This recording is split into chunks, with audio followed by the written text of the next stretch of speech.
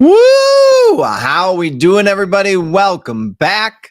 AP Psychology Unit 4. Here we go. All right. I can't believe it's already day 4. That's crazy. We're already going through 4 units of psych. So remember, every day we'll be here. We'll be doing it at 6 p.m. The weekends will change a little bit. Saturday we'll have an earlier time. I think it's like 1:30 or something. But woo! All right. Want to highlight today we are going to be looking at AP Psychology Unit 4. So here's the CD. This is part of the free preview of the Ultimate Review Packet. I just took the CD and copied the topics, the learning objectives or targets and examples. This is what College Board is expecting us to know. So this is the document. We're going to be looking today at Introduction to Learning. We're going to be going into, it's continued because there's so much stuff in that intro part. Classical conditioning, operant conditioning, social and cognitive factors in learning.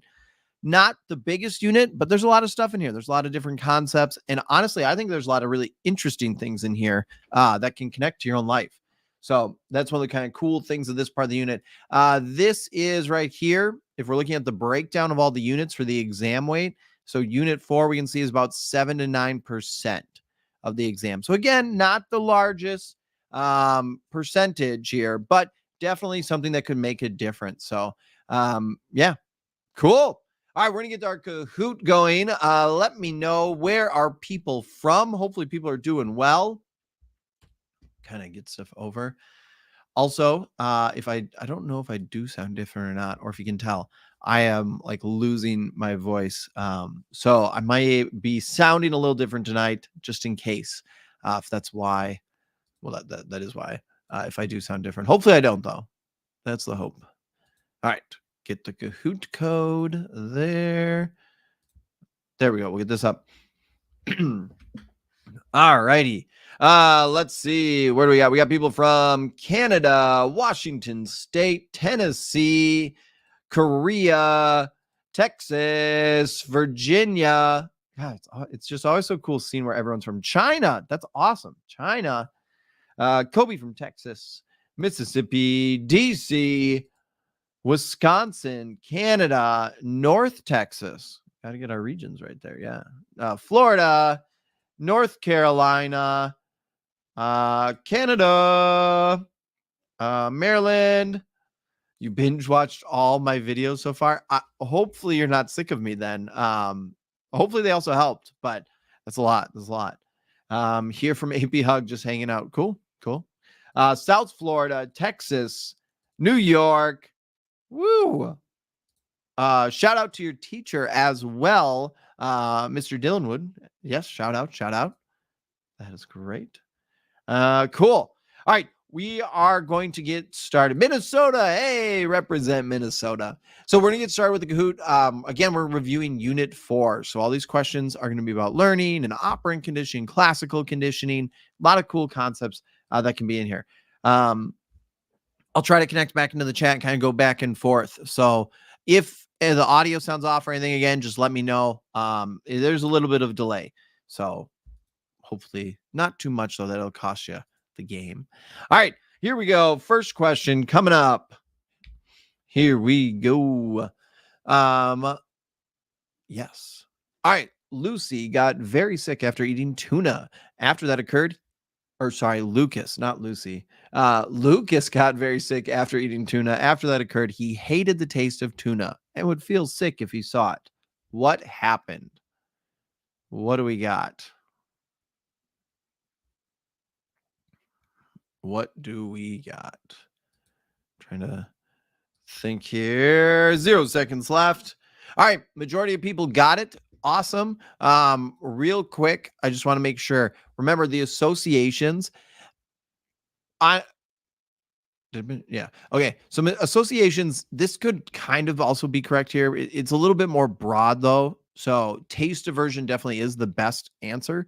Associations are when we're connecting experiences because of the order that we actually experienced it in. So technically an association was formed here, but taste aversion, which was coined by John Garcia, that would definitely be the most correct answer here, since that's exactly what's happening here. Remember, observational learning is going to be when we are learning through watching other people. So we're observing them. And then social learning is learning that occurs as we interact with our peers or other people around us or in our society. So all these are different ways of learning. All right. Here we go. Next one coming up. Ooh, who do we got on the lead? A Mystery Tiger. All right. There we go. Hey, you have a good night. Enjoy. No worries. If you got this unit down, yeah, go get some sleep. Oh, yeah, I forgot to put the Kahoot code up on the bottom. You can get that. So it scrolls.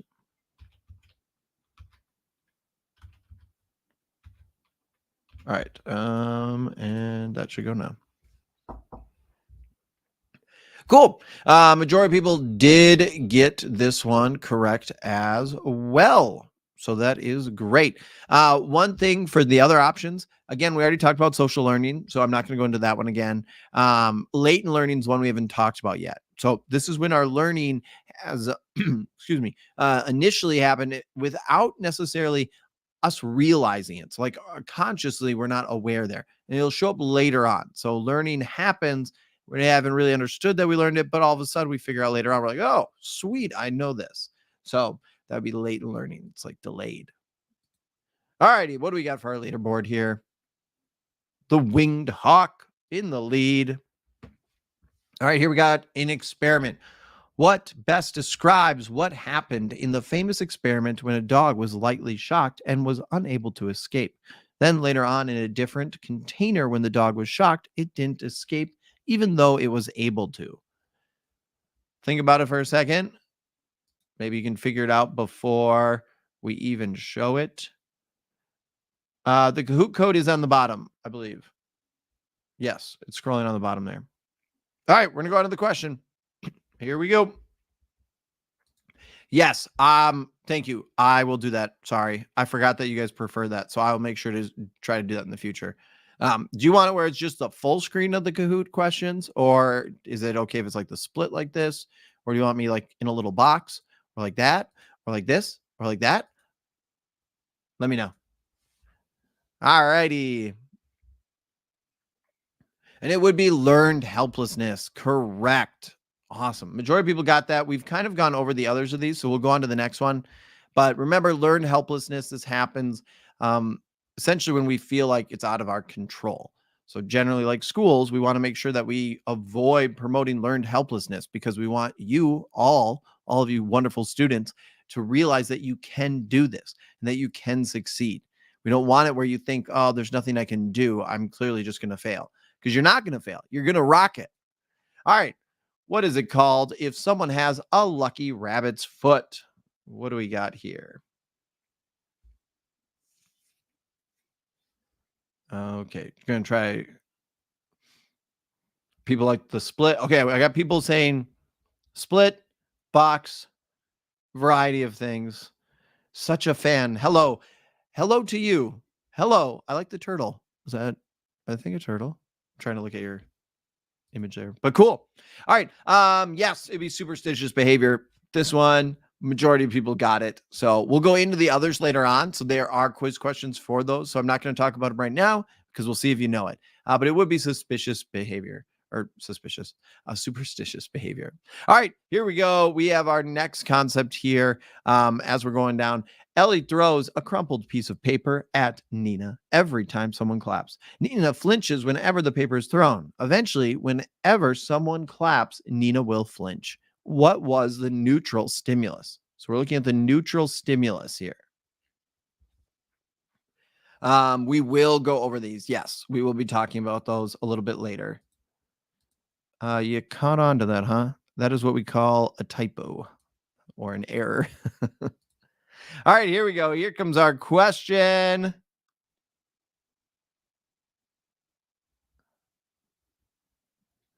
Right now, I've been doing these lives for the last 4 days. They always start at 6 p.m. and I've been done live streaming normally around like 8:45 p.m. So we'll keep doing these all the way until we get through Unit 9. So that'll take us all the way up the day before the exam. So it's pretty much 10 days straight, excuse me, of live streaming every night for about 3 hours or so, I think. Straight. Yeah, it's fun. All right. Perfect. Majority of people did get this one. So yes, clapping would be that neutral stimulus. The flinching is the response. So remember, that would not be the stimulus. That's the response. Throwing the paper, or the paper being thrown, is the US. And then eventually the CS, it becomes conditioned. And then the paper again, just in general, is that unconditioned stimulus there. So until eventually we have some associations formed. The winged hawk moving up in the lead. All right, here we go. Same thing, but now we are looking at the conditioned response. The conditioned response. All right, enough time looking at the scenario. Here we go.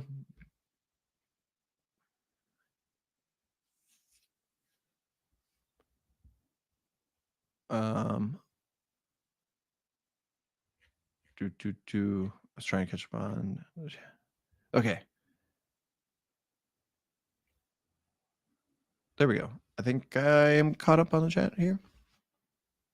All right. What is our perfect? Majority of people did get this one. Yeah. So again, the crumpling up of the paper, that wouldn't be part of the conditioning process at all.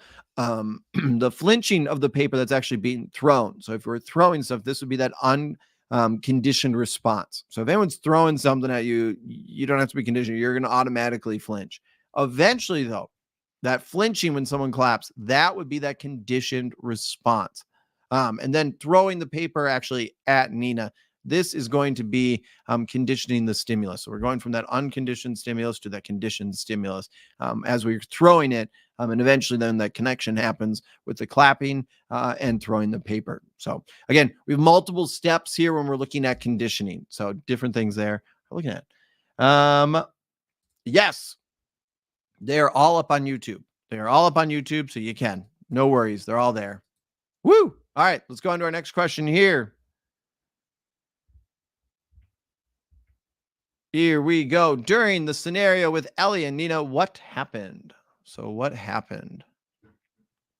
We have unconditioned response, acquisition, extinction, and spontaneous recovery. What do we got? And it is acquisition.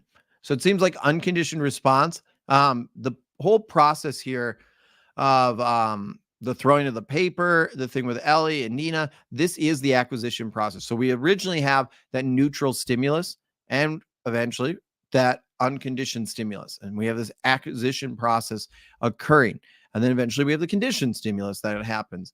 So this would be acquisition. Remember, unconditioned response, this is just a response that essentially, for the first part, I suppose I could see if you're flinching at the paper being thrown at your face, that would be the unconditioned response. But during the scenario, since it's focusing on the throwing there, that would be this acquisition period. But if you put down unconditioned response because you thought, just flinching at something being thrown at you, then technically you would be right there. So I guess it kind of depends on how you look at it a little bit. I should have been a little more specific. Kahoot limits me a lot. So that's why you're seeing the little like screen of a scenario and then the question. I was trying to find some creative ways to get around the limitations of how much information I can add. All right, such as right here. You can see it there. All right, here we go. In the Pavlovian experiment where a dog is conditioned to salivate to the sound of a bell, what is it called when the dog also salivates to the sound of a chime? What do we got? All righty. You know this one? That is awesome. Woohoo. All right, here we go. Questions coming up. Dun dun. What is it called when the dog also salivates to the sound of a chime? Here we go. 7 seconds left. All right. And you remember something finally. I'm so glad that you remember something. That is amazing. All right. So this one is stimulus generalization. So let's talk about it because I see some people. Sorry, my voice. Some people also saying higher order conditioning. So higher order conditioning, what you want to remember is it's conditioning that second time. We're pairing it with a new neutral stimulus. So something that's already been conditioned, the stimulus that's already been conditioned, subject will respond to that. Then we're going to have this new conditioned stimulus that eventually is going to come in. So, for example, if the dog salivated to the sound of a bell, and then that was conditioned. And then we started pairing the light switch. Like I turn the lights on, then I do the bell, then I do the food. And then eventually I'm able to get the dog to salivate to me turning the lights on, even though the lights were never paired with the food. That'd be that higher order. Here with stimulus generalization, the sound of a chime, the sound of a bell, they're pretty similar. So essentially, our subject in this case a dog, is salivating then to the bell or the chime. They sound the same. They're not able to keep them apart. So generalization, things are general where you don't have those like details. We're seeing the response for both. So that's why stimulus generalization would be the correct one. All right. Hopefully my voice doesn't sound that bad for you guys. So, woo. All right, let's go on to our next one here. Here we go. So we're looking at the same thing here, but now the dog is not salivating to the sound of a whistle. So now not salivating. So what would this one be? All right. I am glad that my unit topic review video set you up for success. Yeah, it'll be interesting next year because Psych's getting updated. So I will be redoing all of them, the whole ultimate review packet, all the videos, essentially hitting the nuke button and deleting it all. Well, I won't delete it, but yeah, redoing it. But I'm glad it's helped you out and it set you up for success. That's great. It's a great way to actually study. Learn it, practice it, practice it, review. Awesome. Yes, it is stimulus not generalization. This one is discrimination. So here again is where we have two different stimuli that sound similar, but the subject is only responding to one. They're able to discern. They're able to tell this is one that has conditioning occurred. This one means nothing to me. So kind of the opposite of stimulus generalization. Awesome. Let's go on to our next one since so many people got it. We'll look at our leaderboard here. All right, Captain Rabbit is in first place. There we go. Stimulus discrimination is real.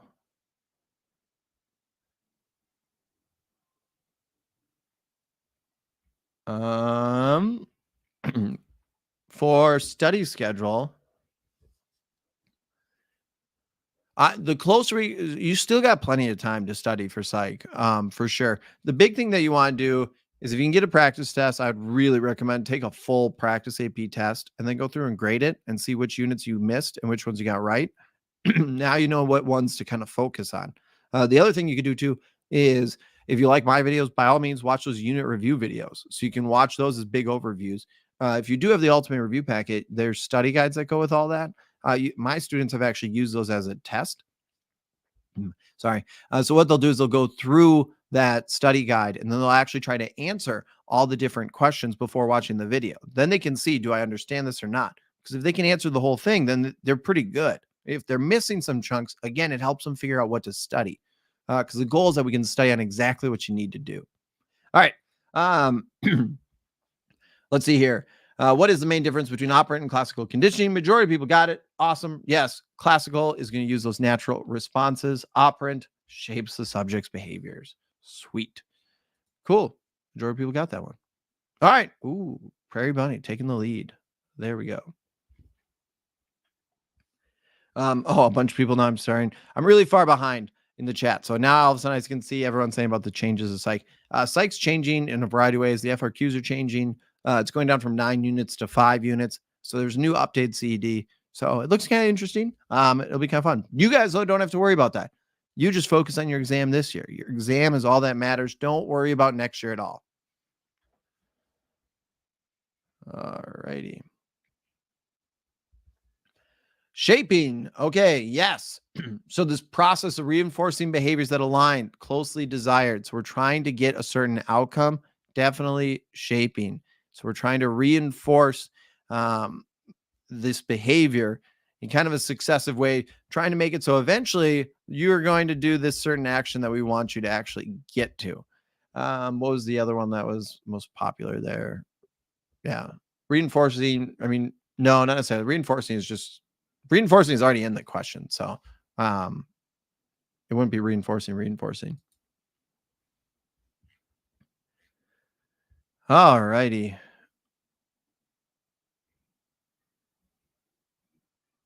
To yeah, if you're looking for the other unit review videos, I have a unit review video for every single unit. Some of them are on YouTube, some of them are in the ultimate review packet. So if you're missing some of them, they would be in there for you. Or there's also the first, like, I think 4 on YouTube. So but I do have full summary videos on all the units with study guides, answer keys, practice quizzes. It's all there. And there's a link in the description there. All right. Majority of people did get this one, so we'll put it back up quick. We're looking at our operant conditioning, positive punishment. So remember here, positive, whenever we're talking about it, I'm trying to remember quick before I explain all these. If we have another quiz question that's just coming up, fine. No, it's fine. So positive is always going to be adding something, adding a stimulus. Negative is always taking away. Reinforcement is going to encourage. Punishment would discourage. Remember that it's really easy to mix it up. It sounds simple when we're breaking it down right here. On the test, though, very easy to kind of mix up different scenarios. So positive has to be adding something. Negative is taking away. Then again, reinforcement, you're trying to promote something. Punishment, we're trying to discourage. So don't mix those up when we have like negative reinforcement or positive reinforcement or negative punishment, positive, all those. Again, positive is adding, negative is taking away. So make sure you don't mix those up on the actual test. All righty, here we go. Susie has a list of chores to do every day. Whenever she gets an A on her exams, she gets to cross one chore off her list. This motivates Susie to keep getting good grades.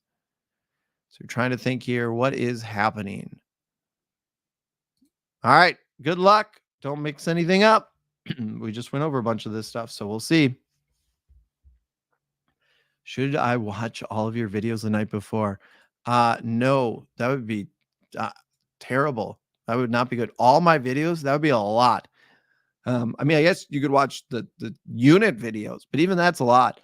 You don't want cram. Remember, we want distributed practice, space things out. You could definitely use it for like a quick review. Some of the videos, they can definitely help. But you want to enjoy your night. You don't want where you're listening to me all night. That would be a lot. That's too much, Mr. Sin. You don't need that much. All right. Majority of people got this one. Again, we have a split here.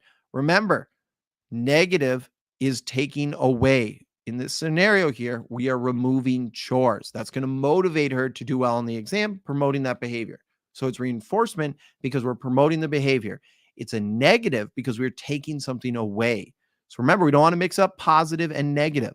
So negative reinforcement in this case, she does well. She removes the chores. It motivates her then to continue to do well, then taking more chores away. So don't mix that one up. Remember, negative is taking away, positive is adding. All right, here we go. We got a new one here. Muna gives her 2-year-old son a sticker every time he goes to the bathroom on the big potty instead of his diaper. This motivates Muna's son to use the big potty. Which of the following is happening? All right, here comes the question. What do we got? What's going on? Think about it. It's like math. Yes, it is.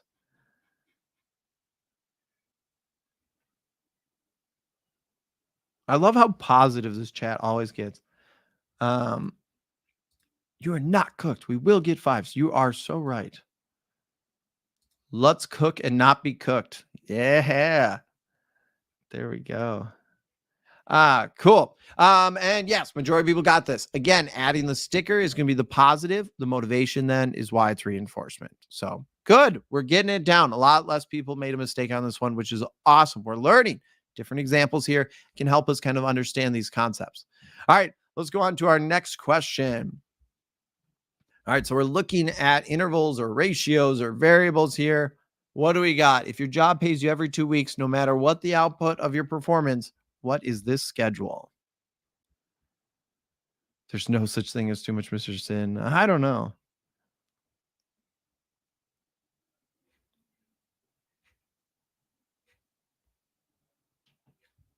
Okay, I'm just going to go to the front, I think, of the chat because I always fall so far behind. Yes, it is fixed interval. So that is awesome. We do have, I know I made another question that looks at these other options. So I'm going to just go to the next one and then I will talk about some of these. So I realize that some people have questions about them, but our next question, I believe, if I'm right, is another one of these. So you want to make sure you can see if you understand it before I explain it. So which schedule is best at getting a high amount of responses in a short amount of time? What do we got? What do we have here? Do, do, do. 6 seconds left. All righty. So here, when we're looking at it, um, you know, when I'm thinking about this, I actually could see variable ratio also being right. I should have maybe had both of these. So I think this is my bad because now that I'm looking at this, remember fixed ratio, we are reinforcing that response. I can make it seem to me too. So we're reinforcing that response after a set amount of responses. So the person's motivated to quickly finish quickly. Sorry. Um, punch card every time you like get to 5 punches, you get a sandwich or something. So every time we go to work, every single time of the week, eventually at the end of the 2 weeks, we're going to get a paycheck. Variable ratio, though, I could also see because that one is reinforcing response. What appears to be a random amount. So you are going to get a high amount of responses, but the time frame there is unknown. Yeah, I think I should have spent a little bit more time on this one. This one has a couple different things that it's a little bit iffy. So I do apologize for that. I should spend a little more time kind of making sure the wording is really good and clear. So I think this one's on me, not on you guys. You guys are doing great. So I'm going to go on to the next one. I'll explain some of these then as this is coming up, just to make sure people are understanding stuff. So the secret are the framing effect. Yes, the framing effect. Yeah, there you go. Self-serving bias in action. Sure. All right. Here is this question. It's the wording effect. Okay, now there's a debate on the error that I made and how I have. Is it the wording? Is it framing? How are we going to put it? All right. So our next one here is Lulu. The chicken was trained to pick up a plastic tube and drop it in a bucket to get a reward. She eventually started to peck at the plastic tube instead of dropping it in the bucket, forgetting the task and acting like it was food. What happened? What happened? We got some really smart students out there who I think already figured it out. Your dog's name is Lulu? That is awesome. Shout out to Lulu. Lulu the dog. There we go.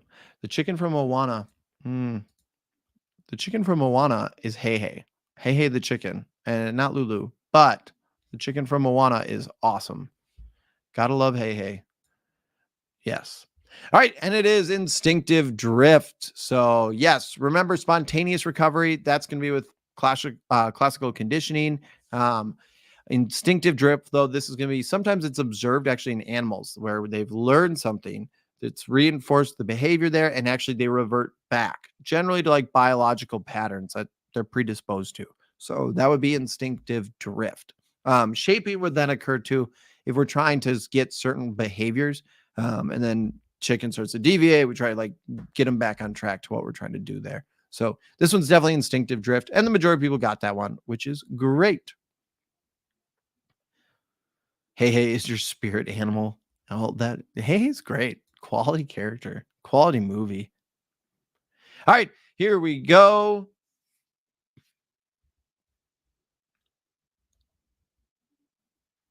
I see some people asking about the law effect from the last one. That's when, again, remember, behaviors are followed by some favorable consequence. So then eventually they become more likely to occur. Behaviors are followed by unfavorable consequences. Well, they're going to become less likely to occur then. So it's just looking at that. If it's positive there, well, you might keep doing it. If it's negative, eventually we're going to be like, yeah, I'm not going to do that anymore. Cool. Late learning. We did talk about this earlier in the stream, so that is good. The majority of people got it. Remember here, we learn it. We don't necessarily know that right away. It's not conscious. We show it later. So it's delayed learning, latent learning. So it's not right away there. Perfect. Let's go here. All right, next one coming up, 27 out of 29. Which statement lines up with someone who has a high external locus of control? High external locus of control.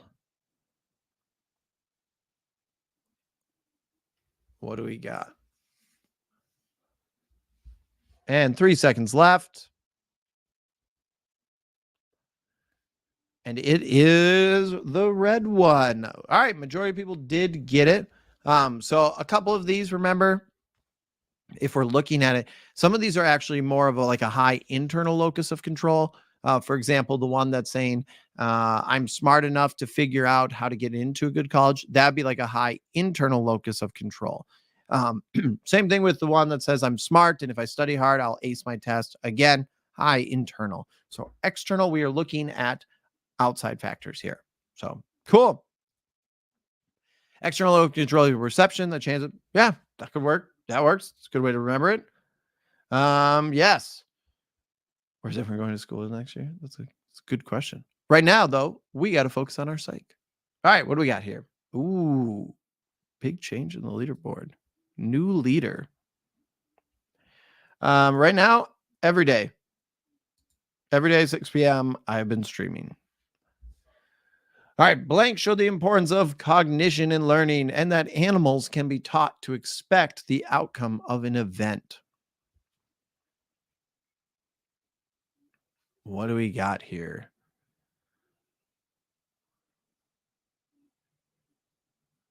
What do we got?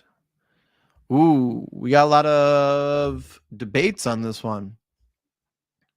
Very kind of like all over the place here. So we'll go over the different people. First one we'll do is Edward Tolman. That's going to be latent learning. So he studied different rats and completed mazes to kind of see what was happening. Eventually realized that rats who had previously been exposed to a maze, even if there wasn't like a reward there or was a reward, so he's looking at different things with rewards, realized that they had learned the maze without the intention of it. So he was with latent learning. Excuse me. Thorndike was all trial and error learning. So that was proposed by Thorndike. Eventually, subjects would do random solutions until one was successful. Riscola is the one, which is the correct answer here. If we look at Riscola and Alan Wagner, we can actually see the importance of cognition in learning. So they showed the world that animals could actually be taught to expect the outcome of an event. And again, they did this with rats, very similar to a lot of other different historical psychologists there. So they used rats for theirs. Bandura, yes, Bandura's our other one there. Bandura is going to be like the Bobo doll experiment. So that observational learning. So with aggression and media. So if we show a child different things, will they be aggressive? Will they not? Especially in an environment they're not familiar with. That would be Bandura. Cool. Pandora, the clown. Yes, the clown. Yes. All right. Let's see. What do we got here? Here we go. Question 29 of 29. I really should. That's actually a great idea. I'll have to see because, yeah, next year I'll be making a lot of psych stuff. So that is a good idea, though. That'd be a really good video. My 1.1 video almost is like that for psych. There's so many people at the start of the unit. All right, when dealing with stress, you decide to meditate and focus on how changing. Oh, we already got it done. I was way too slow there. So what's happening? It is the emotion-focused coping. It seems like problem-focused coping was our one that is the second most popular. Remember, that one's a stress management strategy where people are going to be directly confronted with the stressor, and then they're going to try to decrease it and eliminate it. So that generally is focusing on trying to create as many like solutions to a problem. You're going to confront others who are responsible for it instead of the associated with the stressor. Emotional focus, like the prompt is kind of saying here, we have the stress management strategy again, but here the person is focusing on regulating his or hers negative emotional reactions to the actual stressor. So that'd be kind of the difference there. Cool. What do we got here? Congrats. If you're really first, way to go. That is actually pretty awesome. It's legit. Woo! Will I ever do? What's my favorite unit? I really like developmental psych. I think that's cool. I enjoy actually this unit a lot. It's interesting to learn about learning. Excuse me. My goodness, my voice. Hopefully, social psych I like a lot as well. I've also taught sociology, so that might be why I really enjoy it. I just find it fascinating to see, like in general, like how we as individuals grow and process the world and how different things interact, but also how we're influenced by other people. So, yeah, psych is just such a cool course because you learn so much about yourself and us as people. So we do have our leaderboards here. Congrats to the Smart Egret, the Nimble Cheetah, and the Super Octopus. Woo! You guys are awesome. Tomorrow, as long as I can still talk, Friday, 6 p.m. is going to be the psych live stream. I think Saturday, if you go on YouTube and you just type in like AP Psych playlist or AP Psych live, I have a playlist of all the live streams already preset so you can see the times. I think Saturday is 1 o'clock. I think. I don't know if that. I'll look that up again. But Friday for sure is 6 p.m. So there we'll be doing Unit 5. Unit 5 is a fun one. So we'll be going into cognitive psychology. So I am going to have to get off. I need to drink some like tea or something. But thank you all so much. Sorry I didn't interact as much with the chat today, or maybe my voice wasn't as exciting as it normally is. But thank you all so much. You are all fantastic. You are going to rock this test this year. As always, I'm Mr. Sinn, and I will see you next time online.